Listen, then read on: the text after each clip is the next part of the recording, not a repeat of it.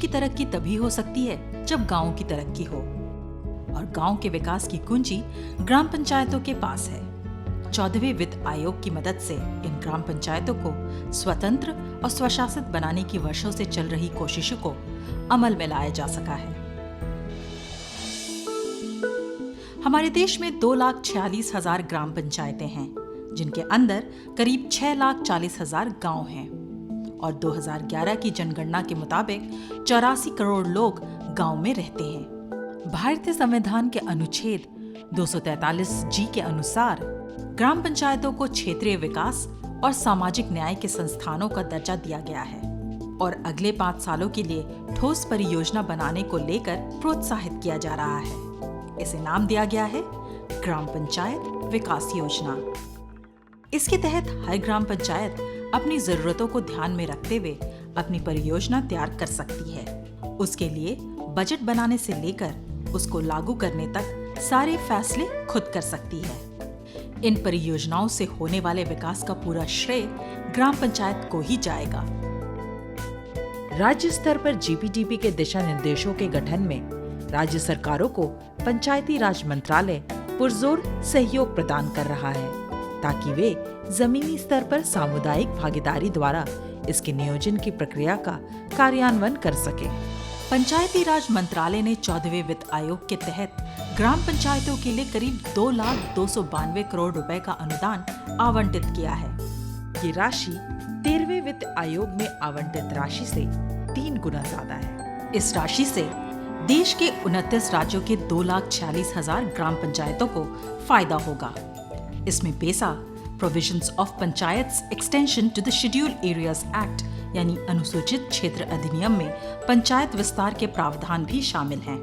वर्तमान में पेसा के अंतर्गत 10 राज्य आते हैं: आंध्र प्रदेश, छत्तीसगढ़, गुजरात, हिमाचल प्रदेश, झारखंड, मध्य प्रदेश, महाराष्ट्र, उड़ीसा, राजस्थान और तेलंगाना। दरअसल ग्राम पंचायत गांव वालों से बात करके पहले उनकी समस्याओं की सूची तैयार करती है। उसके बाद उन समस्याओं के समाधान के लिए तरीके सुझाती है। उन तरीकों को लागू करने के लिए जरूरी संसाधन जुटाने होते हैं। फिर इन ग्राम पंचायतों को उचित व्यक्तियों और संस्थाओं के नेटवर्क से जोड़ा जाता है। गांव के लोगों के अलावा पिछड़े वर्गों के उत्थान और उनकी सामाजिक भागीदारी का खास ध्यान रखा जाता है, जिससे उन्हें भी आगे बढ़ने के अवसर मिल सके। इसके लिए मिलने वाले अनुदान में से 90% राशि ग्राम पंचायतों द्वारा सौंपे गए कार्यों में लगाया जाता है।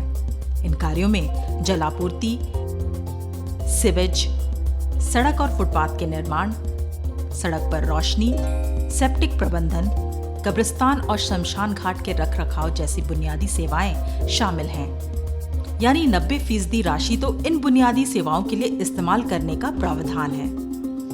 इसके अलावा ग्राम पंचायत 10% राशि परफॉर्मेंस रिवॉर्ड के तौर पर अपने अनुसार जरूरी कार्यों पर खर्च कर सकती है।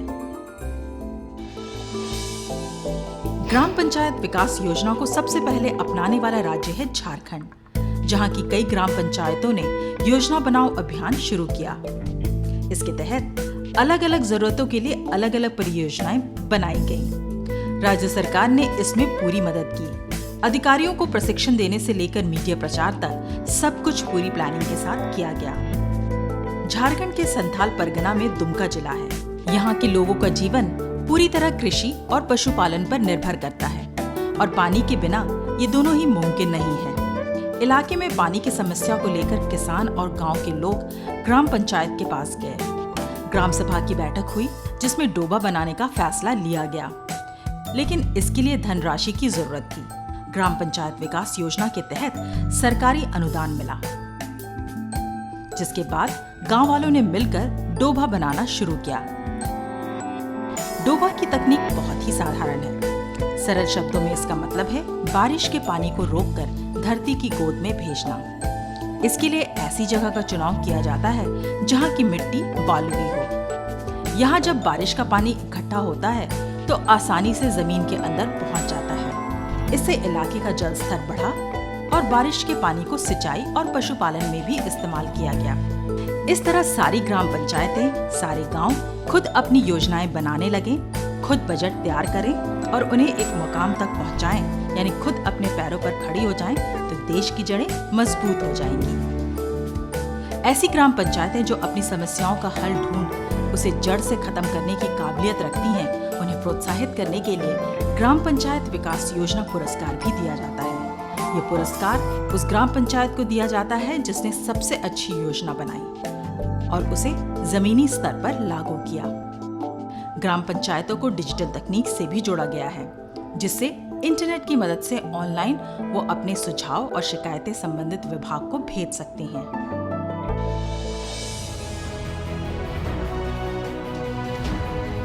भारत की आत्मा गांव में बसती है। भारत का भविष्य गांव में रहता है